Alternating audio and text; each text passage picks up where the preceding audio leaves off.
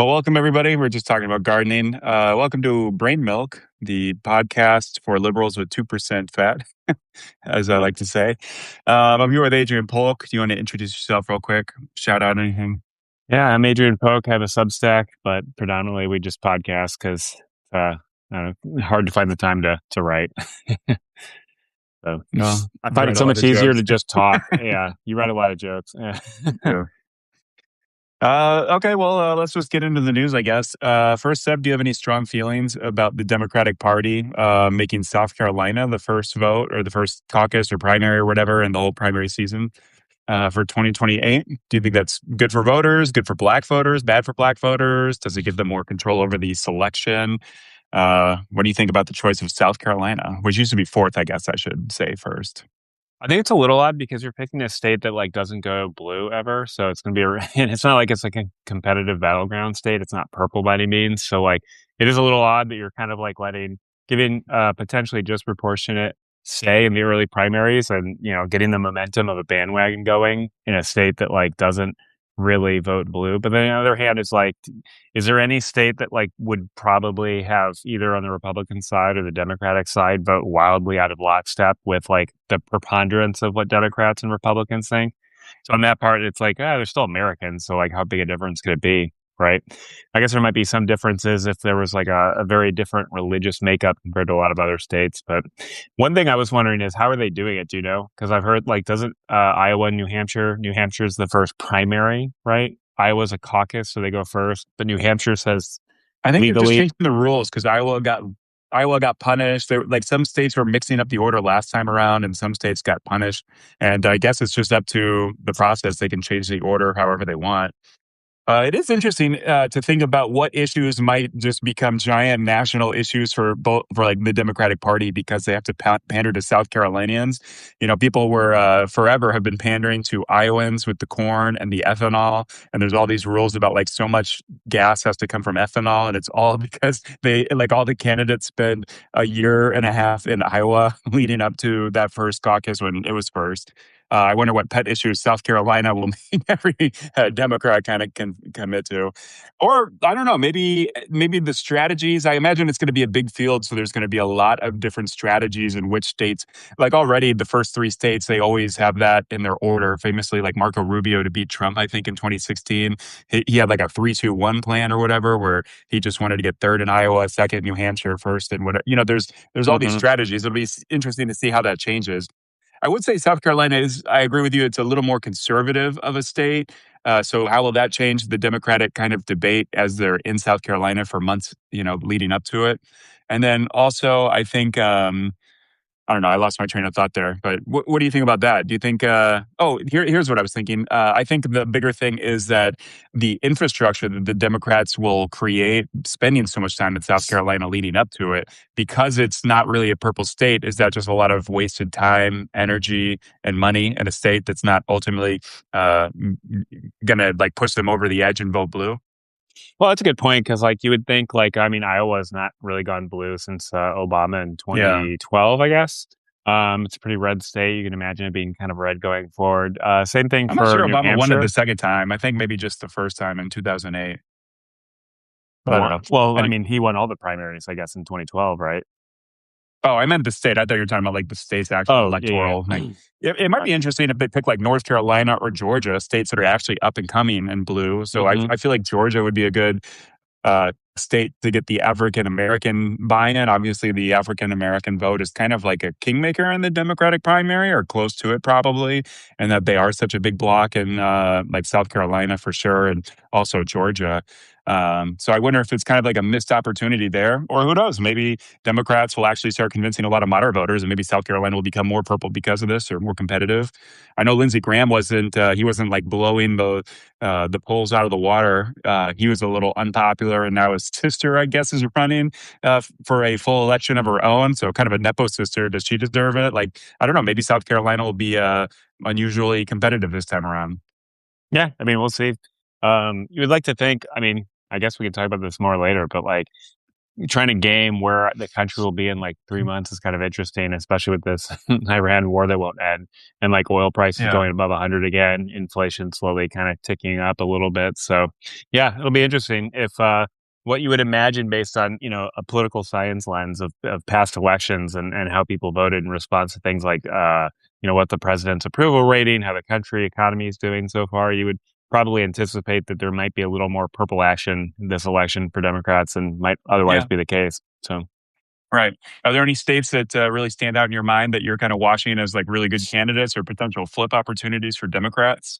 well, I've heard people talk about how like Republicans may not even really contest North Carolina and Georgia, which would be interesting. I like John Ossoff a lot.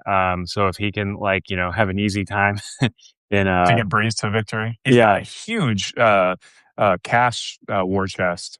yeah. He's like one of the most prolific fundraisers on the Democratic side. Yeah, and I don't know. What do you think? Like, what do you think of him? I think he'd be a pretty good person to run for president at some point. Yeah, I mean, I like him a lot. He's definitely getting those viral moments of just kind of speaking plain, but also having a little bit of a backbone and kind of being a man about it, pretty manly. Hmm. Obviously, he looks good for the role. And I feel like we are a visual, superficial country in our politics, and the politicians, we like to kind of have that in part of the calculus. But Sometimes, I like him. What do you think of Trump's nickname for him, John Jerkoff? yeah, it's not really clever. Yeah. It's like anytime in politics, you probably don't want to be like associated in just like sex stuff or that like you're attracted to a man or, you're talking about a man and jerk off. Yeah. There's certain penile implications to anything you bring up about it.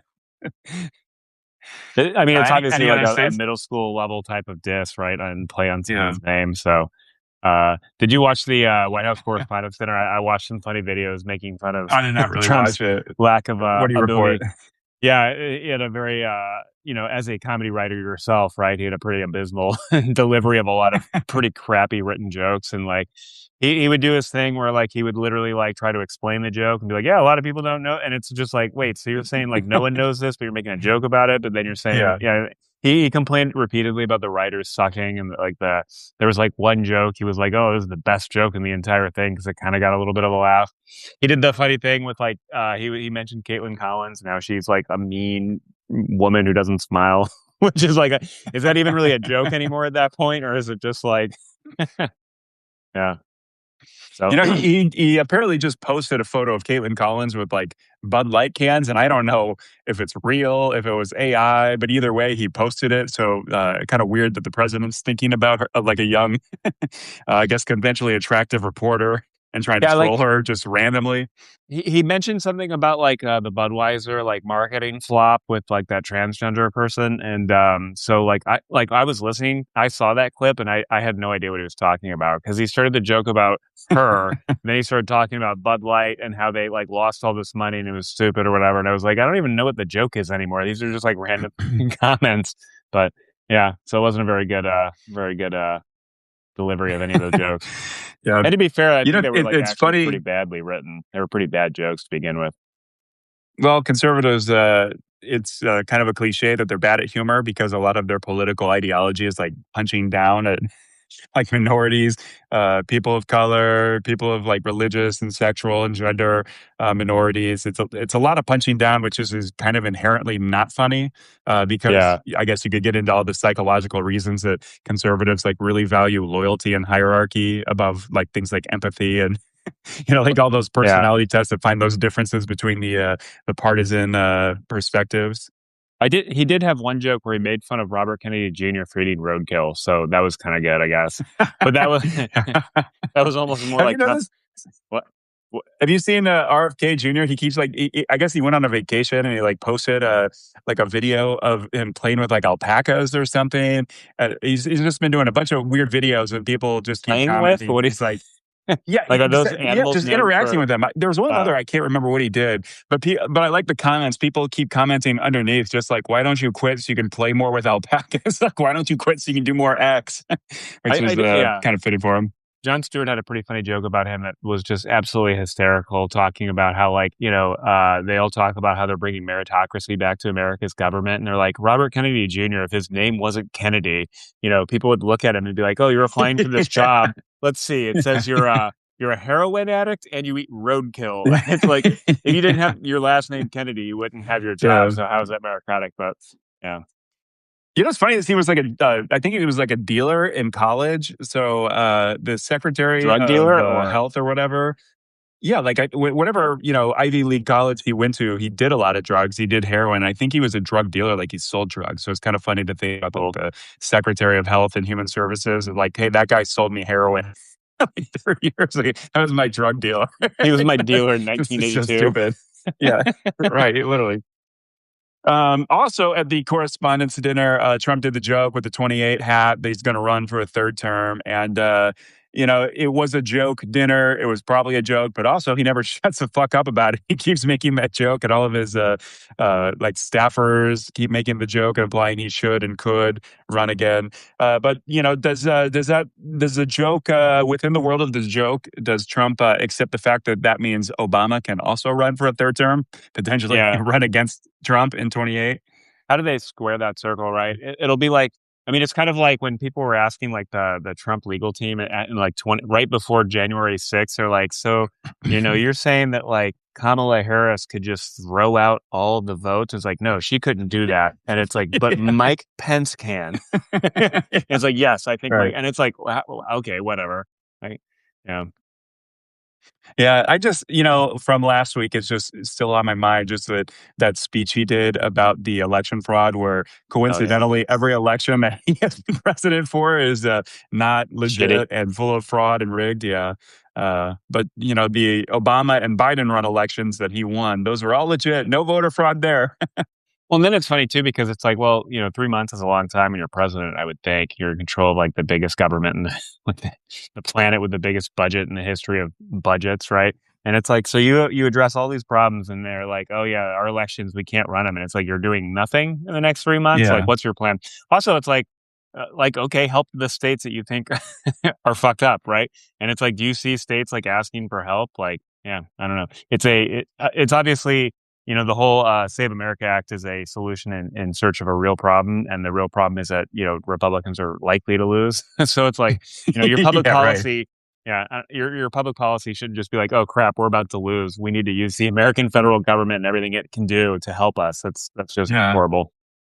Do you think we're lucky that Iran turned into such a fiasco that it really has distracted him from his, like, I guess, ultimate goal of like rigging the elections, making them national, and just stealing the elections like he really wants to? Like, are we Well, just imagine if extremely fortunate that he did this war and is now bogged down and is taking like all his daily meetings and stuff is all about Iran and oil prices and commodity prices and all the things that like the world supply lines are running out of? Well, it's kind of like, I mean, you saw this with like Putin invading like Ukraine, and there's like a way people talk about things, and it's like, had the war in Ukraine gone different, and like Putin or Russia had won in like a couple of weeks, everyone would have kept saying that like Russia's this amazing, Yeah, militarily superior place. Like Putin's the most genius leader of all time, and it's like, obviously they got like stopped and couldn't drive like 40 miles down a highway correctly because they suck.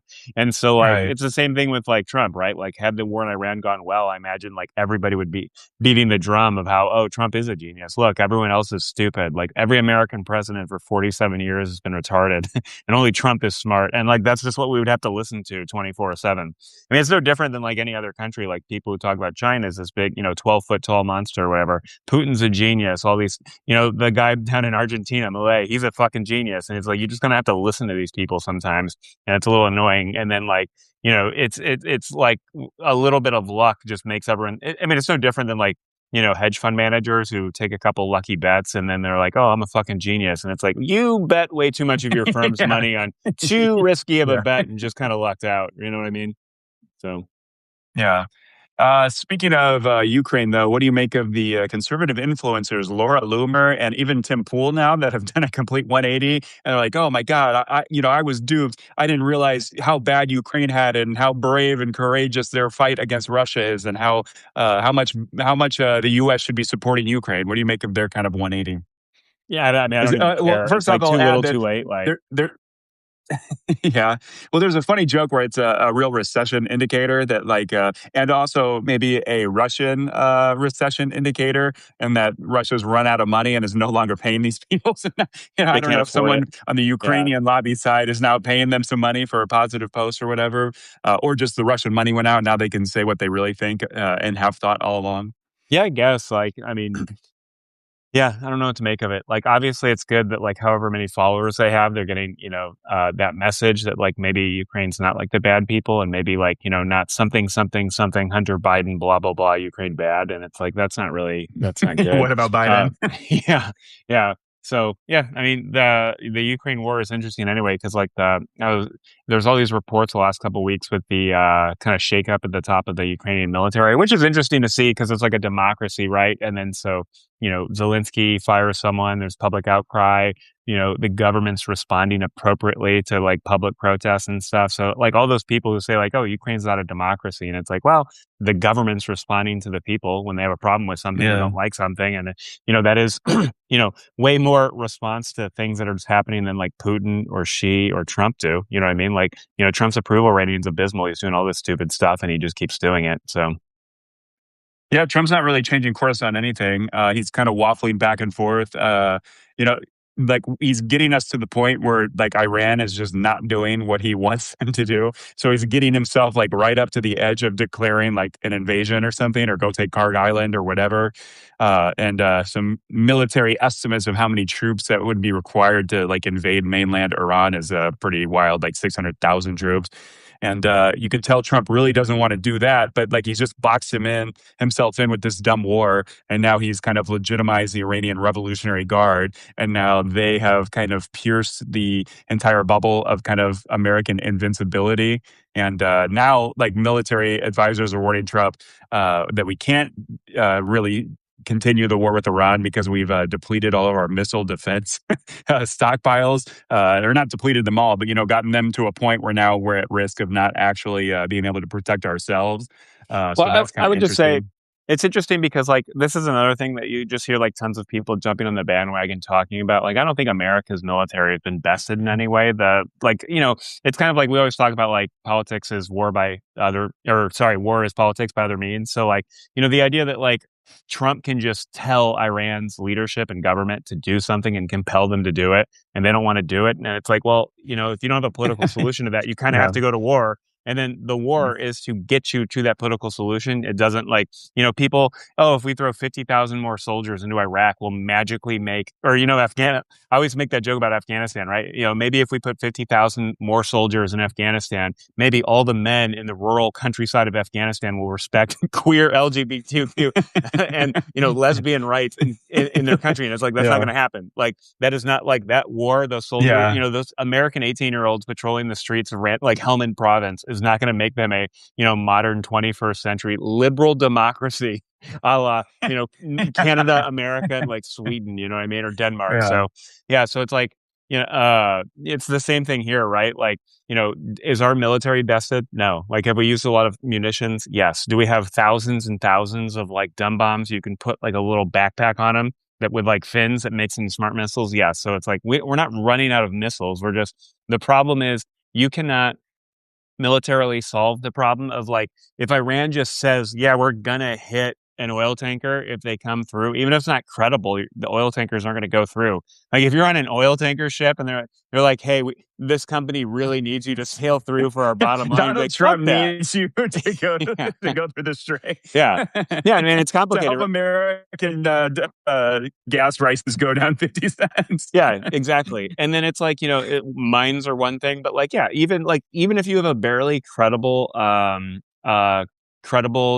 capability to hit them with like drones or something, it's still like kind of risky for like the oil tankers to want to go through, for the insurance companies to want to insure these oil tankers. And like, why? So like the problem is that like they can control the strait if they want to. And it's not because they're better than us militarily. It's because like we can't shoot down every little drone that hypothetically could go.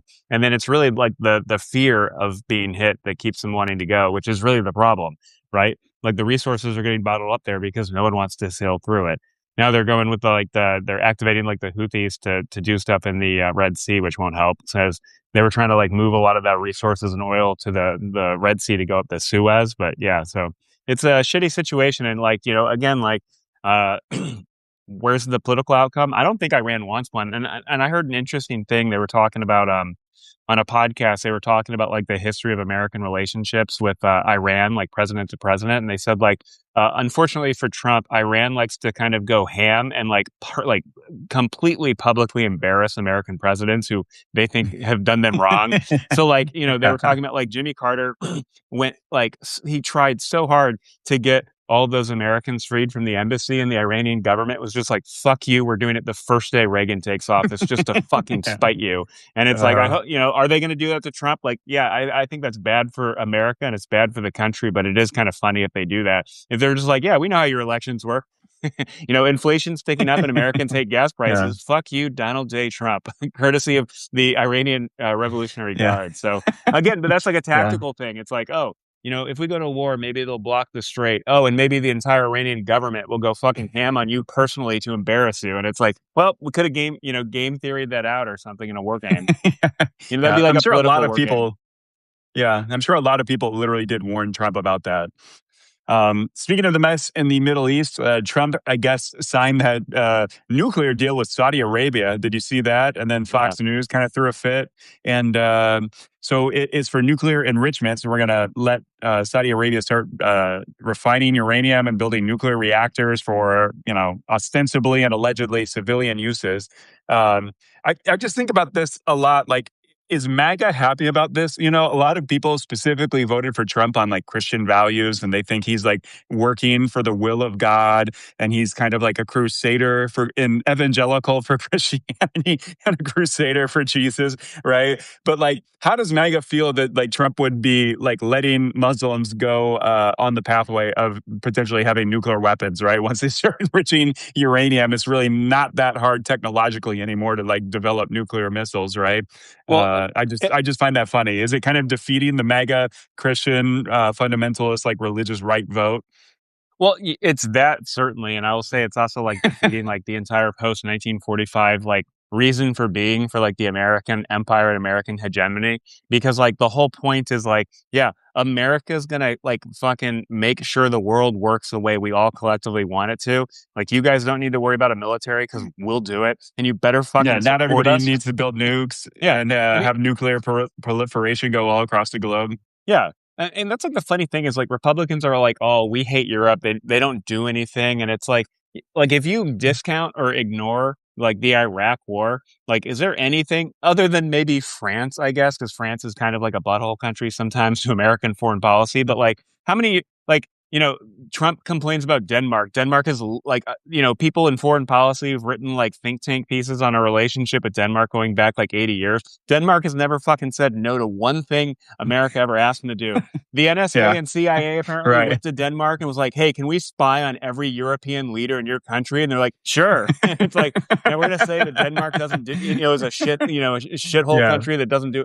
And that's like the whole thing is like the whole relationship, like, again, other than the Iraq war, was that like America does everything and the other countries shut the fuck up and just kind of go along with it. You know what I mean? And it's like, yeah, so Trump's ruining that completely. And then like the end result is other countries getting nukes because like if you can't if you can't trust the country that said don't make nukes, we'll protect you with ours, and then that Right. leader says, oh fuck you guys, we don't even like want like Article 5 Yeah, we don't NATO, I want to don't pay even for believe you. it. Yeah, yeah. So like, he's kind of reneging on the entire deal. So like the end result of this like foreign policy is other countries getting nukes, like, South Korea, Taiwan, Japan, like, how easy it would be for those countries to get nukes. And like, why wouldn't they? And it's funny because like, people say like, oh, Trump's just like, Trump's being Trump, or he's just saying what he's thinking. And it's like, yeah, once other countries start developing nukes, it's kind of a pretty significant, substantial consequence of him just being Yeah. Trump and just saying what he's thinking. You know what I mean?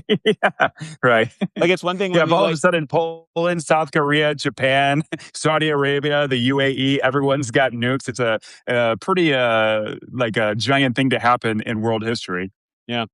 Well, then, it's funny too, because like people in like the George H.W. Bush administration talked about like, their greatest like in memoirs and stuff, or people in think tanks like writing histories of like the 90s and stuff, and they say like our greatest accomplishment was ending the Cold War with no more countries getting nukes. We took nukes out of countries. We got the fissile material that was like left unguarded in random places in Russia and Yeah. Belarus out in the old like Soviet bloc or whatever. And it's like now Trump's just spitting it all away for nothing because he feels like strong by saying like I don't believe in NATO. And yeah, I don't know. I think it's the end result is probably going to be other countries getting nukes, and if it's a bunch of Middle Eastern countries like you were saying, like yeah, sorry evangelical, sorry Israel, Saudi Arabia, Jordan, all these countries got nukes, and like there's nothing you can do anymore. Which is really funny because, and I'm kind of ranting a lot here, but it kind of like talk about a geopolitical fuck up of like Israel and Netanyahu is if like all the Arab countries around him got nukes. Like what a horrible outcome for Israel, right? Yeah. Yeah. Yeah.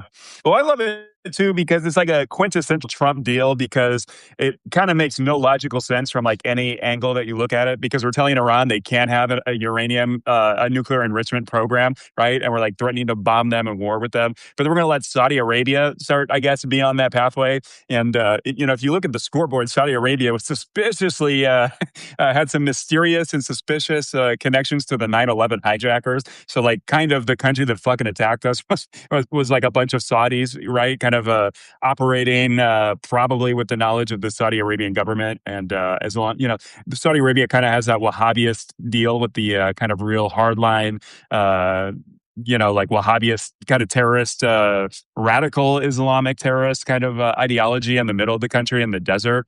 And so the Saudi monarchy kind of pays them off as long as they focus on infidels outside of Saudi Arabia, because technically, like a royal family is not really going along with the Quran. So that is just kind of interesting. We're telling Iran no, and then we're letting Saudi Arabia, which Iran hates, like they're kind of ideological opponents on the geopolitical stage, but we're letting them have it. So it's just all kind of ironic. Well, I've heard in the And past, I don't then know if I you heard loved, anything about this, yeah, go but like ahead. they used to say that like, America would give, actually, can you hear me? I was just fucked up my little Yeah. headphones. Okay, cool. Yeah. Yeah, they used to say that like, American presidents would say like, hey, Israel or Saudi Arabia will only give you the technology to enrich uranium for like, nuclear engineering for, if you make nice with Israel. And then like, on, I have some weird thing. I have a podcast playing somehow. Sorry. That's hilarious. But yeah, so people were making fun of the fact that like Trump was going to give it away for free without that giant like thing that American presidents have allegedly wanted for years or whatever. But then even that's kind of silly because like, oh, Trump did get that deal, and it's like even if you work at a think tank and it's like you don't think Saudi Arabia and Jordan have kind of made nice with like Israel, like whatever they say publicly, like is there any doubt in your mind that like UAE and Saudi Arabia aren't kind of cool with Israel to some extent, at least certainly before this Iran war?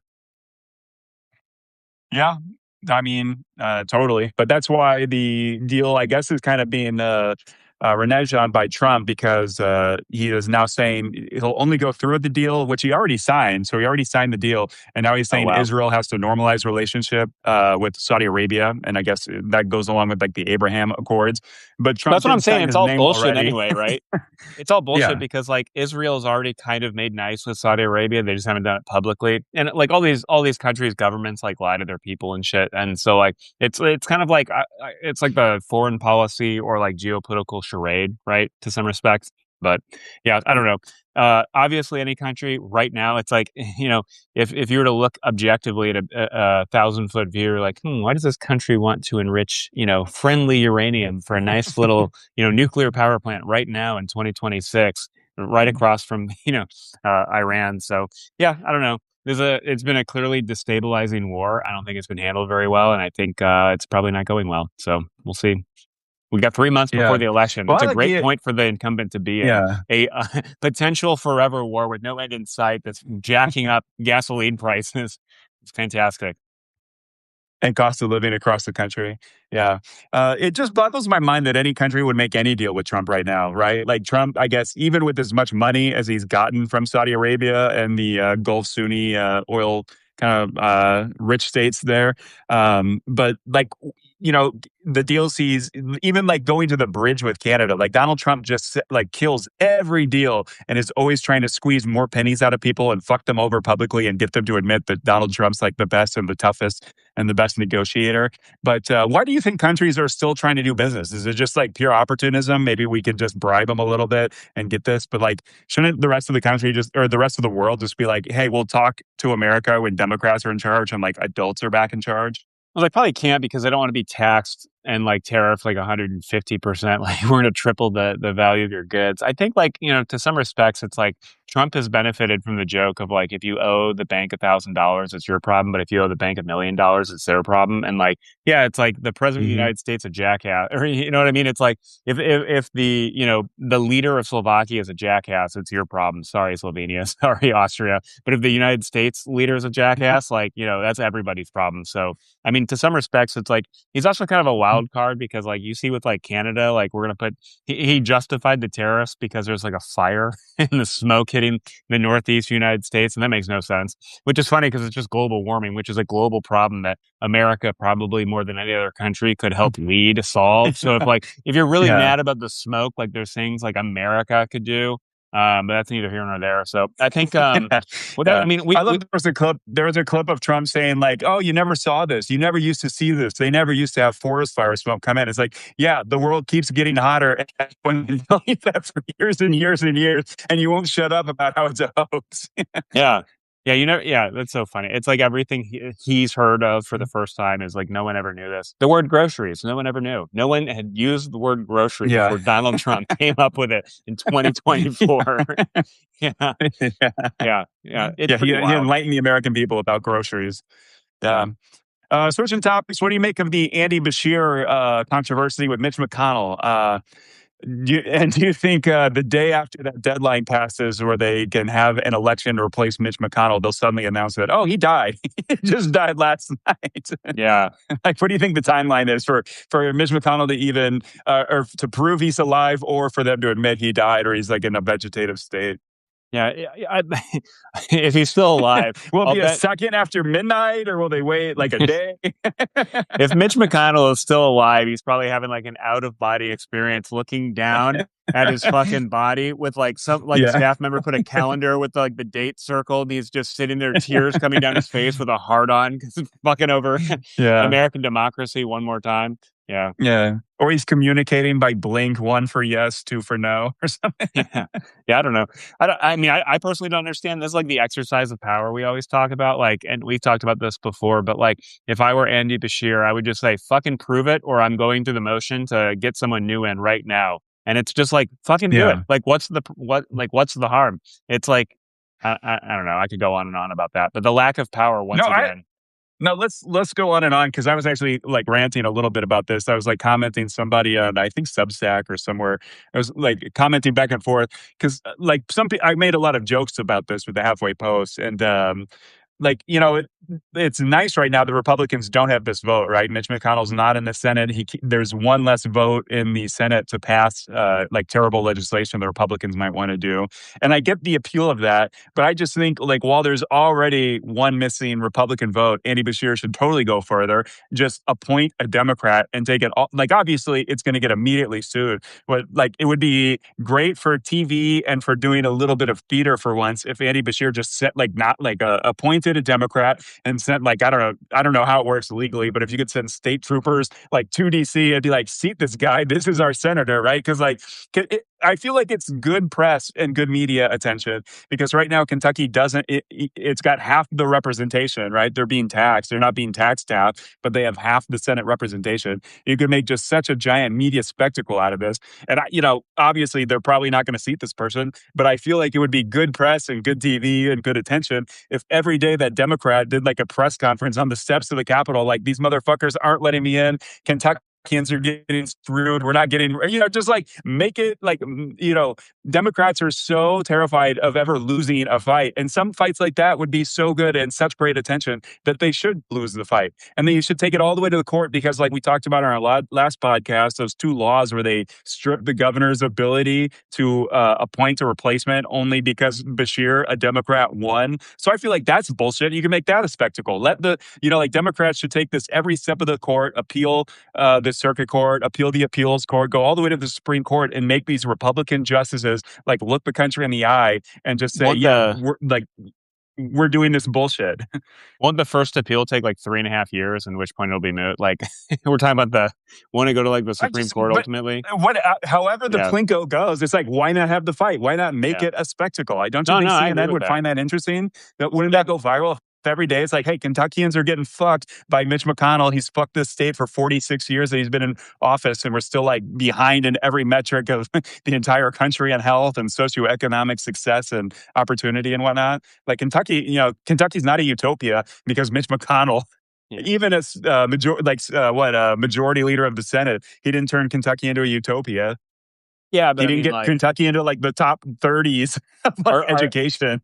are senators really the ones in charge of making any particular state a utopia? I mean, maybe Uh, to Mitch uh, McConnell is probably a it's utopia. just politics. It's Yeah, just that's politics. What would Republicans do? What would Mitch McConnell do? You think Mitch McConnell would have yeah, already true. sat a Republican if their situations were reversed, right? Yeah, Like, can't Democrats one time do the thing Mitch McConnell might do or would do? yeah. No, I mean, yeah, I'm for that. You should try to push someone through, Yeah.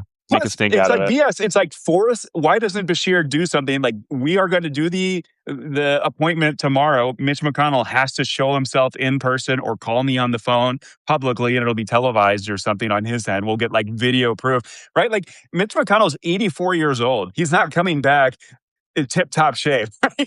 He's not mentally like back to his he's not peak. He's not at his peak in life, right? He's 84 years old, and at some point, like people, some people commented that it's like a disrespect thing, but because as long as he's alive, he's got that seat. It's like, I don't know. Does a professional public bureaucracy of the most important country in a democracy, like, is that a rule we should have? Like, shouldn't that be changed somehow in the future or be maligned like constantly in the press and media right now? Just that, like, I don't think a potentially vegetative, like incapacitated senator has the right to just indefinitely have that job but do none of the work, right? What if it takes a year? What if Mitch McConnell takes a year to come back? Is that right? Is that good representation for the people? I don't No, know. I mean, It's a yeah, hill I'm kind of like actually willing to die on a little bit.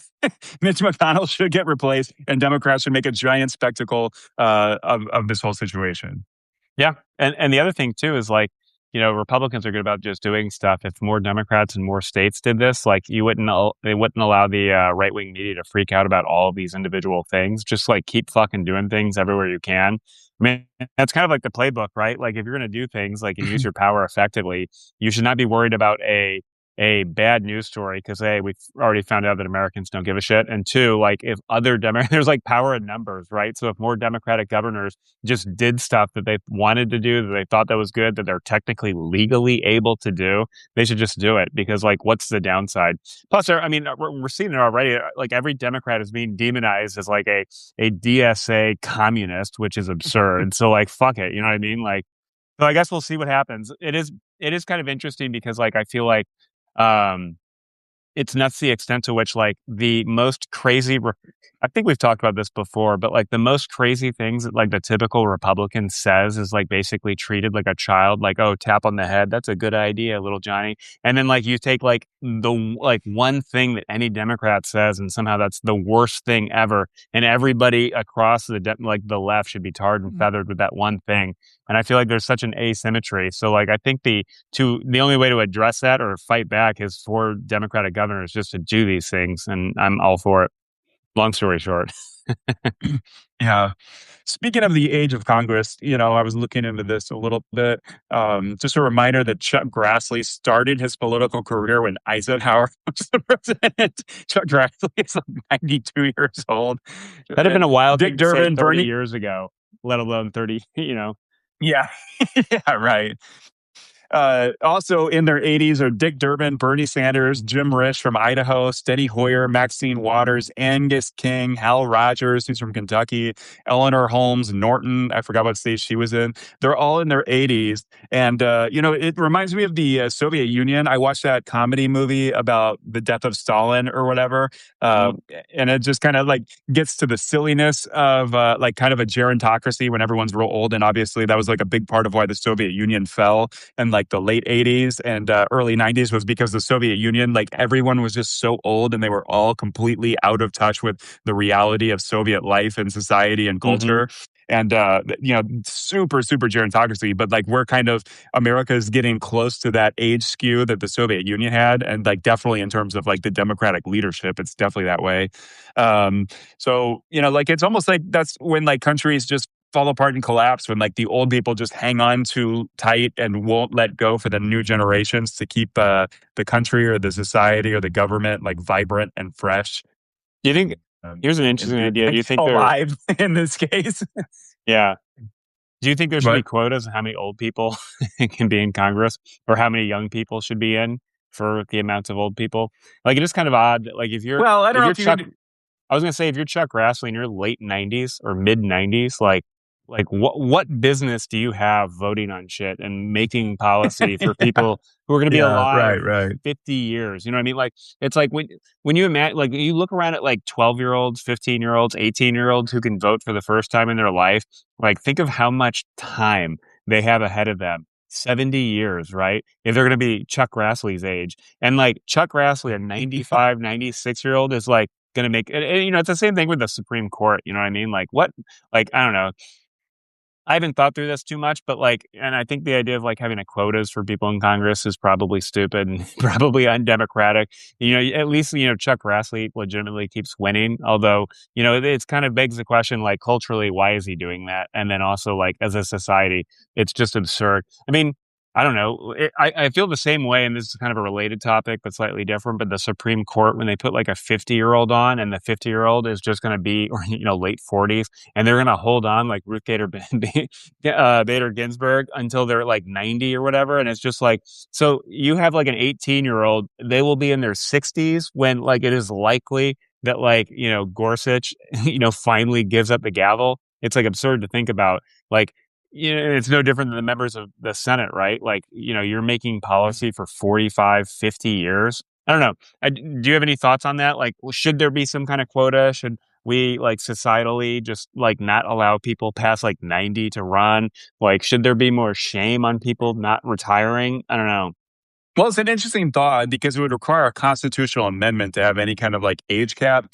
I guess I'm supportive of the idea of like just American voters in general having that be part of their Yeah, calculus yeah, as that's what they I mean. vote. Like a And I social think thing, in, I I guess. think in, yeah, I think in primaries it should definitely be a thing, right? Like anyone who's 80 years old and running for another term should strongly be uh, campaigned against on that issue of generation change. And I don't think it's necessarily ageist, but I mean, it's just like your point. It's like you are from like three generations ago, and now you are trying to make like legislation that will stand for three generations from now. And I just think in the primary that should be an issue that a lot of people should think about, and not make it their only like a single issue kind of thing, obviously, but definitely part of the calculus. Do you think it'd be a good thing for the Democratic Party? Because, like, obviously anyone can run for president or Congress, but you're not necessarily, like, entitled to run with a Republican or Democratic, D or R next to your name. Do you think that's something a political party, specifically a Democratic Party, who should be trying to go towards younger people, not these, like, ancient people who've been around for decades? Like, do you think that's something that maybe I don't know, would it be smart for the Democratic Party to just say, we're not going to support nominees, or I Yeah, should I say mean, I get. candidates. They should support the nominee, obviously, but they won't support candidates that are over 75 or something. Yeah, that's probably a good idea for the party, right? Like the governor of Maine that they were trying to strong arm into running, even though she didn't really want to, like would have been the oldest senator elected, like starting the Senate career. Well, that's So another that's thing not that's wild to ideal. me. It's like So yeah, the whole main thing is kind of a debacle anyway, because it's like people like, oh, well, like Graham Plattner can't like, quit because like who else are we going to run? It's like, it's a goddamn state. There's a million people in Maine or whatever. You can't find someone who's not like, yeah. There's a obscene state to large legislature full percent. of people with experience. Yeah. Yeah, yeah. Or like, yeah. Do you have any thoughts on Maine and how that's shaken out? I have not followed it at all since Graham Plattner stepped down. So maybe you can enlighten me and maybe I'll have an opinion. Well, they did get a Who do guy they that have now? took his place. I forgot his name, but he is like I believe he's in the state legislature, and he kind of outperformed in his district. I think he doesn't have the same kind of like young, I guess, kind of like stereotypical alpha male like energy like Graham Plattner kind of had with some people. I haven't really paid attention too much to it either. I never really paid attention to Graham Plattner, and so like. I haven't been like calling for him like buying into his campaign necessarily, but like Well, my I guess paying attention to it was just I'll vote whoever the Democrats pick. If they pick like a pile of garbage, I would vote for that over Susan Collins. yeah, that's another thing that I think is like part of like this whole idea of like putting quotas or like having voters socially just not vote for old people. But it's also like, it kind of like a good argument for like, political parties having a little bit more control of the process, especially for candidates and who's going to run and what kind of support they get. Because like, in a perfect world, like, it's nuts to me that like the people who are supposed to do the due diligence on the candidates is like they're running and say like before you really run, let's look at like your closet and any skeletons in there. And like it's like amazing to be the extent, and it's obviously like, in this day and age how like how Graham Plattner could just hide all that from so many people and then let the opposition party just leak this stuff out, like is kind of, I think, political malpractice, I guess. But like, I guess, what are you going to do? The political parties don't have control. People kind of run. They get a following. They don't want to step on anyone's toes or like look like they're, you know, putting their thumb or feet on the scale. So like, I just don't know. I feel like, part of me thinks that like we're a republic and like virtue should have a, kind of some kind of value in a republic, kind of like the Roman or Greek or founding father kind of perspective. And like the idea that like, the party is just going to be like, yeah, he maybe raped some women, but like he's our guy. We can't do anything about it. Just seems like absurd to me. Yeah, I mean, definitely, it's great that he stepped down, and I guess he didn't make it more of a mess than I guess he could have. But yeah, Look at the obviously, a Nazi bridge tattoo too too. far. Like, couldn't that be Yeah, like, hey, to anyone running for the Democratic Party, if you have you currently have a Nazi tattoo or have had it like in the last 10 years, maybe don't run. Like, I don't know. yeah. Yeah, it's interesting to think about how the vetting processes will change for a set of candidates going forward. I was listening to somebody talking about how, like, had it been a presidential candidate, like the party would have like gone in and basically interviewed like every person Graham Plattner ever would have dated, right, and get their opinions, and probably would have picked up a lot of this stuff. It is an interesting kind of character study too, in that this guy with all this baggage did run, and I guess he did kind of run on the redemption arc kind of campaign of like, I did a lot of shit when I was younger and I was drunk and a bit of an alcoholic, but I've reformed myself and judge me by what I'm doing now. And I think obviously a lot of people in the campaign were really receptive to that. But then obviously just the more scandals that kept coming out and more damning allegations, it's, and it's like, too, it's like people are upset that the party is like forcing him out. And it's like, what would you do if you were the party? Your candidate, like, Yeah. raped a bunch of women, apparently. Like, why wouldn't you not, like force him out if you're in charge of a party? Is that the candidate you want representing and potentially losing a very important Senate seat Yeah. And that could decide the power of the entire Congress? yeah, I mean, it's pretty wild. I think there's like a complete like dearth of like people who take responsibility. And I'm not saying for their actions, I'm just saying the responsibility. If you're going to be a member of Congress and you're going to like represent some, geographic portion of a state, like if you're in the House or essentially the entire state. And most states have over 1 million people. Some states have over 5, 10 million people.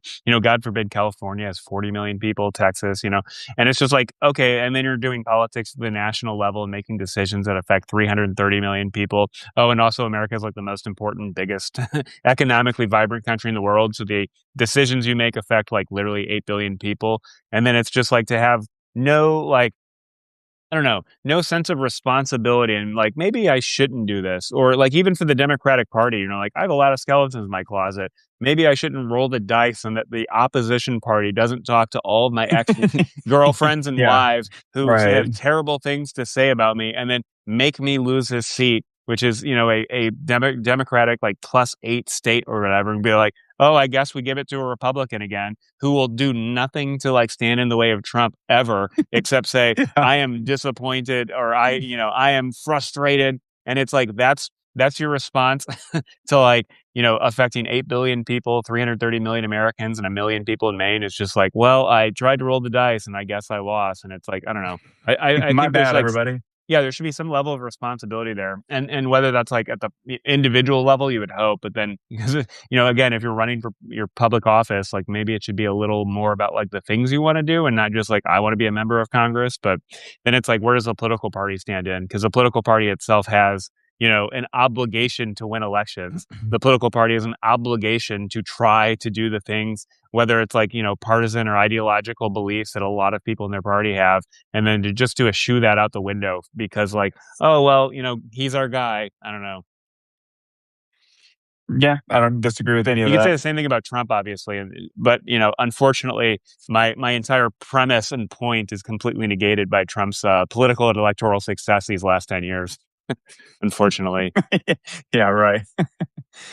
Yeah, it is funny that Trump hasn't mentioned much about Graham Plattner. Do you think it's kind of like a touchy subject for him because of his own? It might remind people of his own sexual transgressions.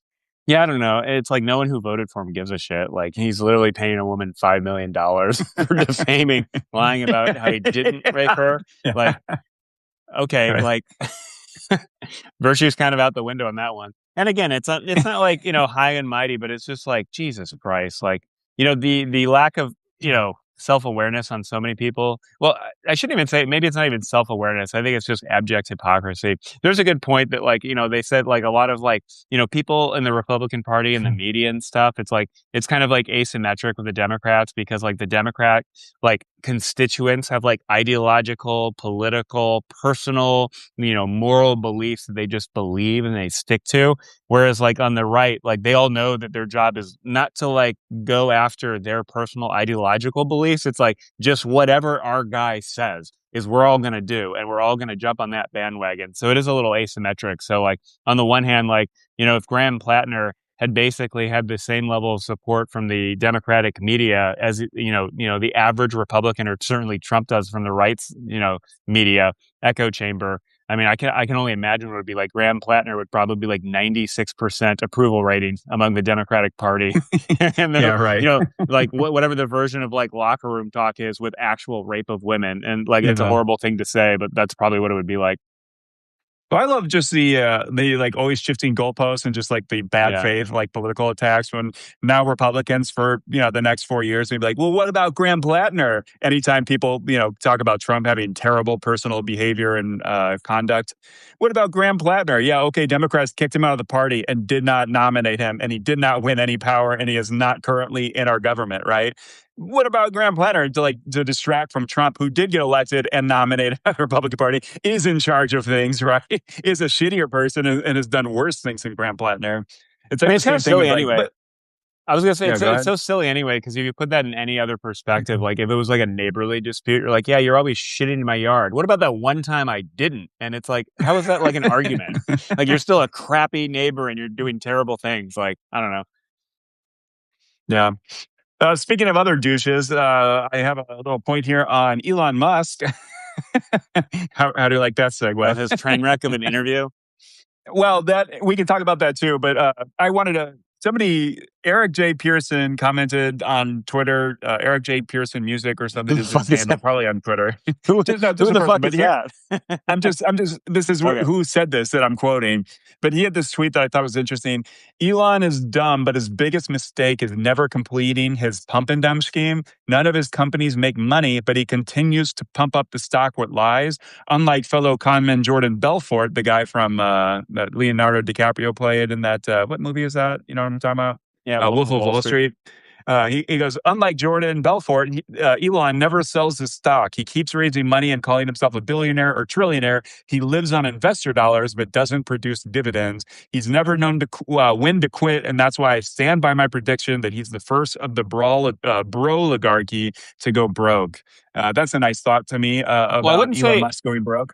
I wouldn't say he's dumb because he's taking loans on it, which is tax advantage. So if he actually sold his stock, the stock price of Tesla would, in theory, go down depending on how much he sold. Like if he was literally Yeah, selling billions. but what about the idea that like if everything if his house of cards falls apart, and like a lot of people are basically finding out that a lot of these AI companies are like kind of cooking the books, and that they're doing a lot of the same practices that Enron did before Yeah, Enron blew fucking up surprise. massively. Yeah, yeah, big fucking surprise. The Uh, people who lie about everything their company is doing and everything they're doing, lied about, their accounting. Oh, big fucking surprise. yeah, yeah, because they claim they're worth $500 billion, and then they get these stock values of like as if they're capable of making $200 billion, and then they make like $13 billion in profit. So it's all a bit of a house of cards.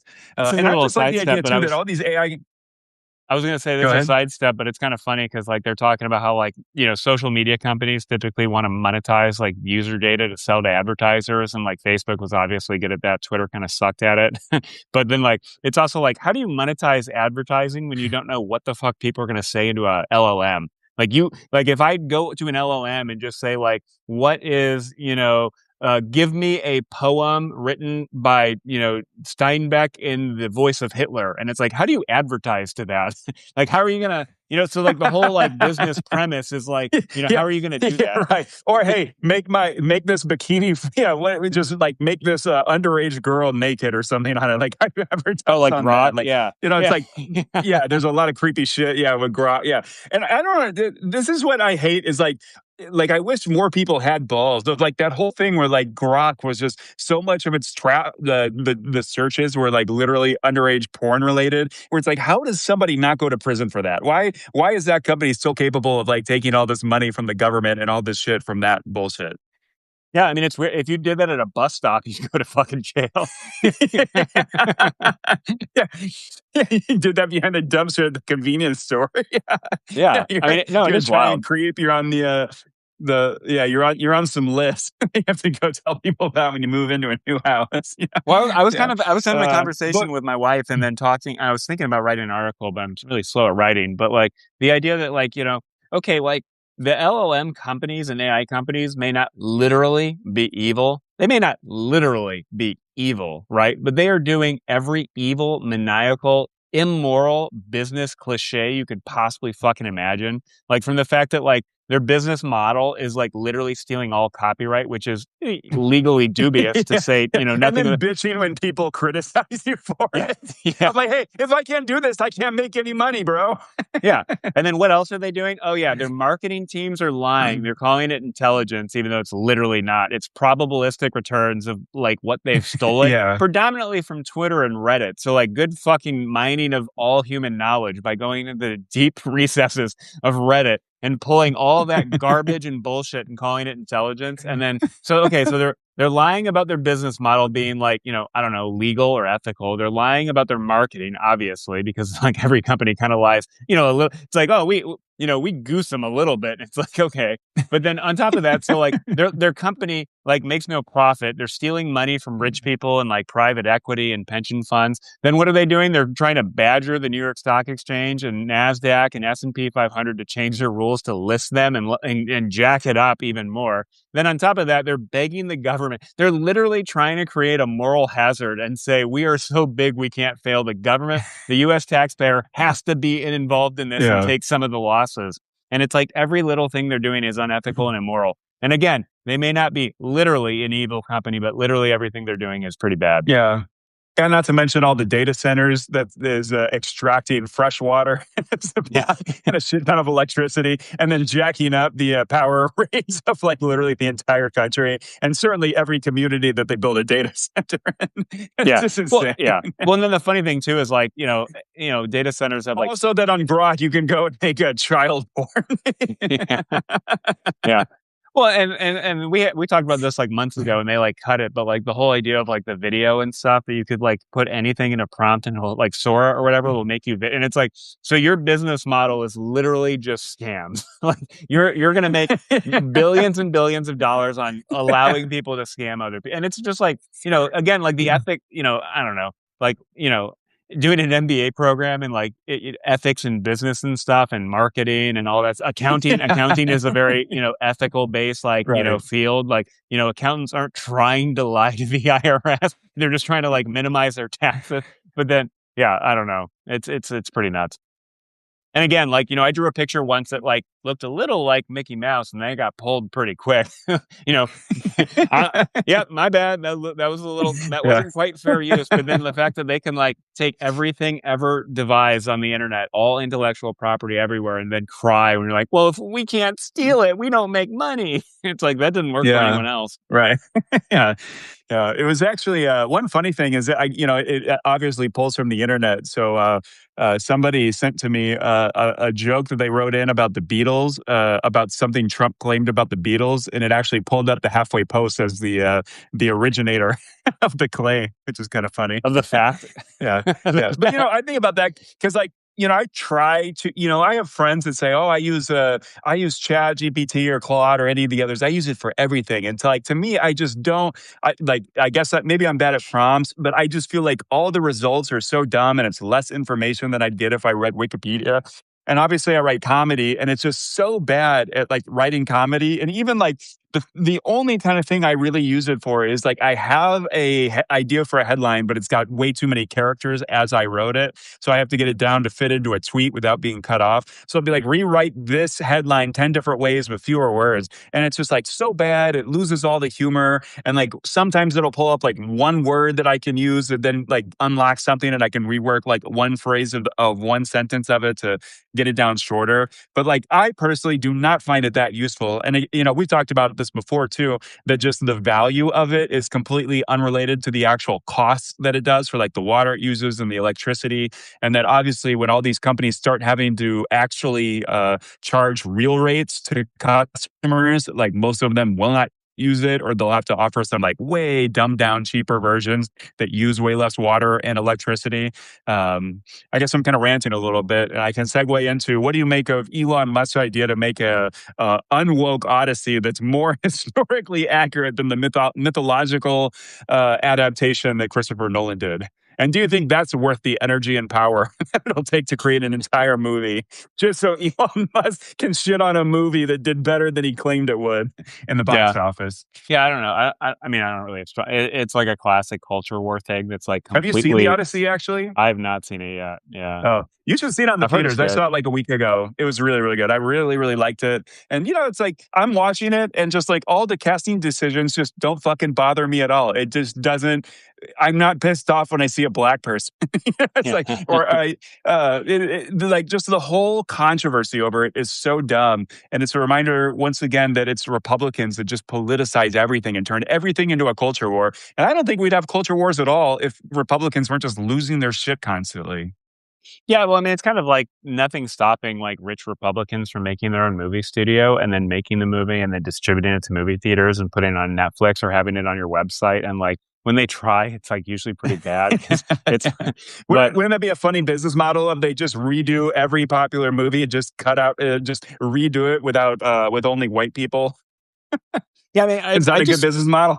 yeah, yeah. It's so odd to me because like this is a diverse country and it's becoming more diverse all the time. So like I guess like at some point, it's like Denzel Washington did that like Shakespeare play movie or whatever. I forget which one, like Othello or something. And like I'm sure like there were some Republicans who had a problem with that, like people in 1500s England weren't black, and it's like okay whatever. But it's like Denzel Washington's one of the best actors ever. He draws it. It's funny because it's like a financial decision too for the movie studio. So to some respect, it's like I hope they're gaming it, and I wonder if they think like if we can like up the culture war a little bit, we'll like probably make 80% more money over the long haul in this movie or something. But yeah, I mean, I just don't care. Well, it Like could be just a obviously good the marketing. solution. It could be like a free marketing plan where you just cast very diverse and just let Republicans losing their minds get with no marketing budget whatsoever. Just the pure anger and rage Yeah. Republicans get when they see a black person on the TV. Just let that do all the marketing for free. Yeah. Yeah, I mean, it is silly. And then, like, obviously, like, I don't know. I think Democrats do this a little bit, or I shouldn't say Democrats Mhm. because it's not like a partisan thing on the left, but it's like very far left woke people, talk about like, oh, well, that crippled trans actor in that movie wasn't really crippled nor trans. And it's like, well, it's acting. Like, you don't have to literally get the same kind of person for every specific role or something. So I guess there's a little bit on both sides, but I don't know. It is odd Yeah, that I people. mean, it's a weird thing because like that Steven Spielberg version of West Side Story where they cast like all these Puerto Rican people and people from Latin America, but then people were complaining that it was like whitewashed skin where they weren't dark enough or something like that. And it is kind of it's like the horseshoe thing where there's crazies on both sides. And maybe when they went out of their way to cast Puerto Ricans, maybe don't get upset that they are, that they're all light skinned. I don't know. It's like, is that really a battle we need to have? It's like the person going out of his way to try to be really diverse with his casting. You have to hound that guy for not doing it good enough in your eyes. I don't know. It is kind of an annoying thing on both sides sometimes, but obviously the right takes it way further and It's a more little deranged. funnier on the right because it's like, the obsession, the war on Christmas, like the Santa Claus is white. It's like that's the hill you're choosing to die Yeah. on. But it's funny because like on at least like the far left, it's like people on, it's like Yahoo's like on Tumblr or whatever, or like Twitter or X or whatever, and like Substack and Blue Sky. But then like on the right, it's literally their entire It's Ted A-list Cruz. line. Yeah, it's It's like their Donald Trump, A-list Stephen lineup Miller. of Yeah. senators and like, Ben Shapiro, all of their A-list people who get a lot of the media attention. You know what I mean? And it's not like, on the left, it's not like I'm trying to think of like, would Ezra Klein be complaining, on some of that stuff? Like probably not. I'm trying to think of who like the equivalents on the left would be, but yeah, I don't know. Certainly not like the Pod Save America guys. Like I don't, they're pretty big on the left like media sphere, and like I don't think they'd be making such hay about like little culture war things. So it is asymmetric. Yeah. I love the War on Christmas, and it is a great Not to start up again. motivation. Yeah. I do so many jokes every single year. It's kind of like and a lot of them are just evergreen because they never shut the fuck up. The War on Christmas. So dumb. It's so funny where it's like it's such a free market thing where just companies independently realize a lot of their customers have different beliefs. So having a more of an umbrella happy holidays for all the holidays that are celebrated in December for people to get so upset about it when it's just like a corporate marketing thing of just, hey, let's treat all of our customers with dignity and respect and appreciation. It's just so funny that that becomes such a giant thing where like just the cups that Starbucks does every year. Every single year they unveil their Christmas special cup design, and every single year it's a fucking problem. you know. Yeah. You had a rant recently about like doing a national military, like a national service program, but maybe having expanding the number of people involved in the military. You want to cook a little bit with that? You had a Yeah, pretty just I think it's so fucked up that vocal there's like rant about yeah, it. there's so many people in this country who have no ramifications of like disasters from the outcomes of their voting. And so like if you don't have skin in the game, like I don't think this is necessarily like the most like democratic thing to do in our country, and certainly not like in our political wheelhouse, I guess. But like, if you had some certain amount of like people who owed like some kind of reserve service for like a month every 5 years or something. So like I think it's a little weird where like everyone thinks of the draft of like 18-year-olds and like the high school students graduating that year, maybe like up till like 22, 23, God forbid, unless you go to college because you're rich and then you get deferments or whatever. But it's like, if you were a 40-year-old and a 50, like, or let's say a 30-year-old, 40-year-old, 50-year-old, and like there is some chance that like you are somehow tied to the reserve responsibility or duty like every 5 years, and that like going forward the next president may get into a like if you're 3 years out from your month-long thing back in the military, and if you had some reason to believe that, oh shit, the next president might get us into a dumb war that I don't want to have to personally be involved in because it's my 5 year or 10 year whatever month commitment, I think that would just, I don't know, maybe make people care more, because it's like, people talk a lot about how we have like a military class of people who join the military, and it's typically like whole families. And so like, they talk about how like in the old days, like everyone knew someone who served in the military. And then it was like people knew of people who served in the military. And now it's like Well, the people old don't even days know of people. specifically the boomers. Yeah. specifically boomers, I think. It wasn't like in 1900, everybody had fought in like the Spanish American War, like some Native American war from the No, yeah, that's, 1870s or something like that. but I think there's some social cohesion and stuff that came out of World War II. And like, I'm not saying we have to have a world war, but like, just the idea that like if you're the kind of person who thinks like, the exurb is like the big city and scary, you need to take a gun, or if like you're in the big city who can't comprehend how the fuck people live in like rural Oklahoma or something, and it's like just forcing you every couple of years to be around people who aren't like you, or God Yeah. forbid, people of a different race or ethnicity or religion or something. Like I just think there's some like I don't know. I can't square the circle of like the fact that like it's incredibly undemocratic in this country and we've never done it. Where you just like every 5 years, like, hey, you have to go serve for like a month or something. And it doesn't. I don't think I'm like necessarily tied to the military. Although I think like that's probably national defense is a better thing than like going and like while I'm for like building parks and maintaining them. It's like wouldn't the military and national defense kind of being a truly national thing be a little more important than like doing something else? So that's pretty much my big picture view or Yeah. thought. I do think it would be nice to tie more people to the military or the potential of having to do something. Like if like Congress votes on a war, like so many people get drawn from this pool. So like maybe always having that in the back of your mind when you're voting for candidates on whether they're idiots like Trump and will start a war for no fucking reason, like he is doing in Yeah, and it Iran. doesn't even have to be That most would be people. good. Like you could have it where, like, let's say in any particular 10-year period, you have like a 20% chance of doing one goddamn month, right? So then 80% of people fucking aren't even fucking bothered. But then it's like the idea that, hey, in the next 3 years, there will be a lottery and I may have to go do 2 weeks or a month or 2 months or whatever. And it's like, is that people talk about like, oh, but I have kids and a life. And it's like, well, yeah, you live in a fucking country and you should vote appropriately and you should care about your country's well being. And if you don't want to have to go fucking do that, or if you want to just go drive trucks for 3 weeks or whatever, don't vote for a Yahoo or Congress members who won't do anything when, the executive commander in chief gets us into a Yeah. stupid war he can't get out of. Like, wouldn't that have been What? good? I don't know. But Well, I love the idea of national service in general, and I feel like it would be. I don't know why more like members of Congress or certainly presidential candidates don't like make this a big part of their like idea. Like it just seems like a big ambitious thing. And I'm sure Republicans would bitch about it. Fox News would, just complain so much. But if you could actually do it right and just have it's like you can do 2 years of military service, some kind of revamped civilian corps, the Peace Corps. Like, we have a forest fire problem. You could have a giant part of it being like taking care of all of our forests and preventing massive forest fires from just like uncontrollably burning just large swaths of the country every summer. Like, it would be nice if you could do that.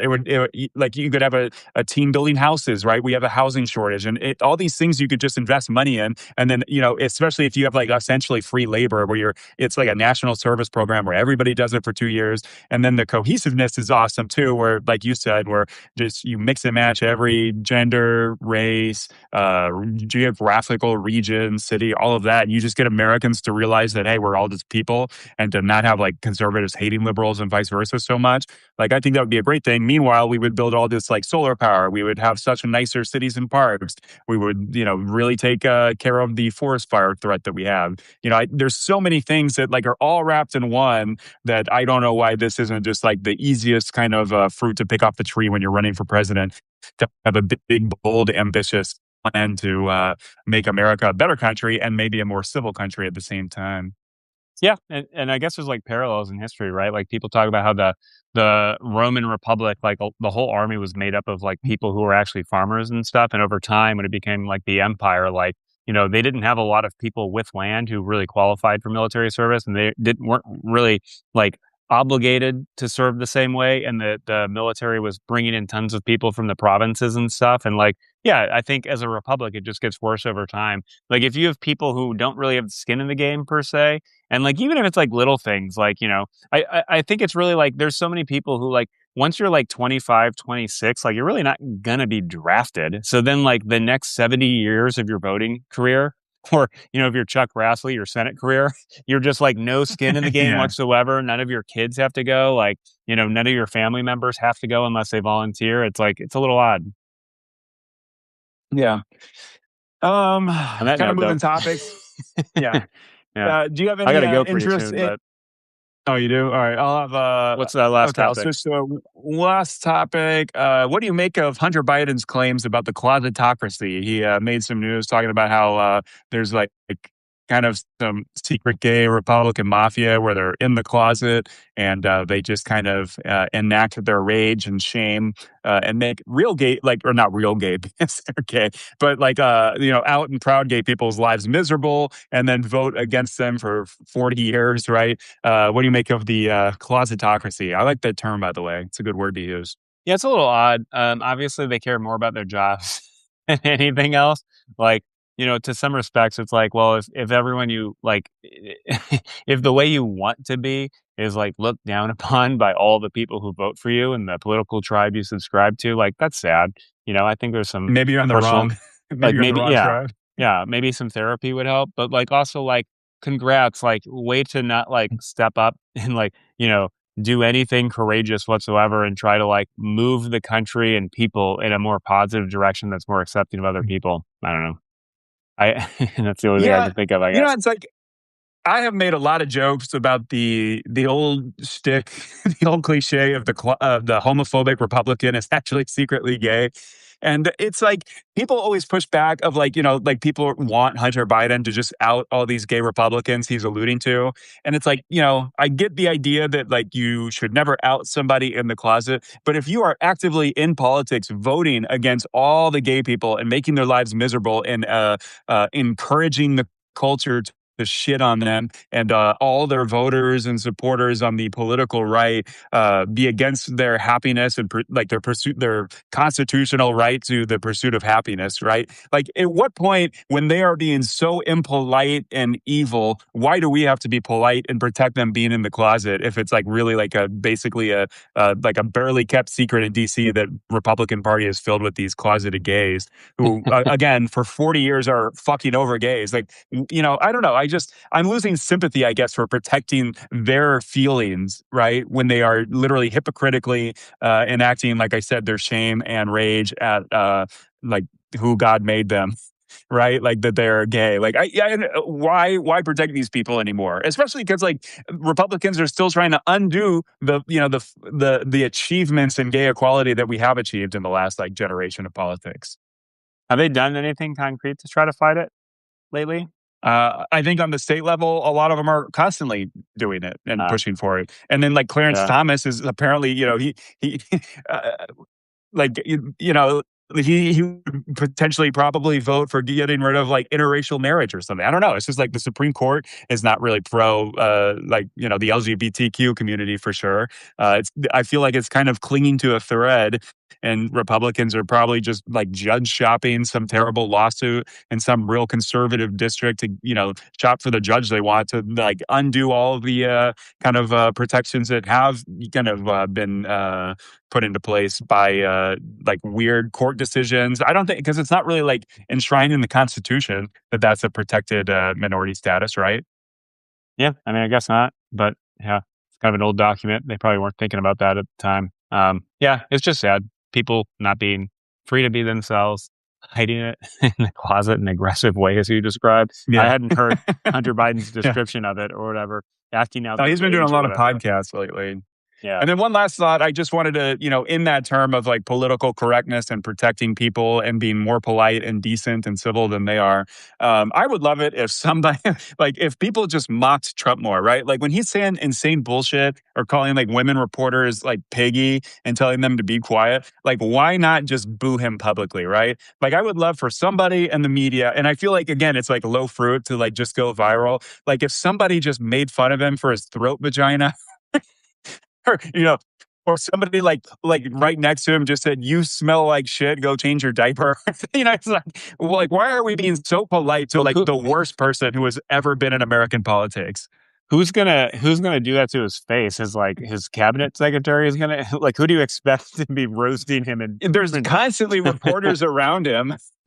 What would Trump do? Like, why doesn't but the if you're a reporter just go, reporter "Did and you you're just fart?" Just watch it melt down. Did you yeah, just shit yourself?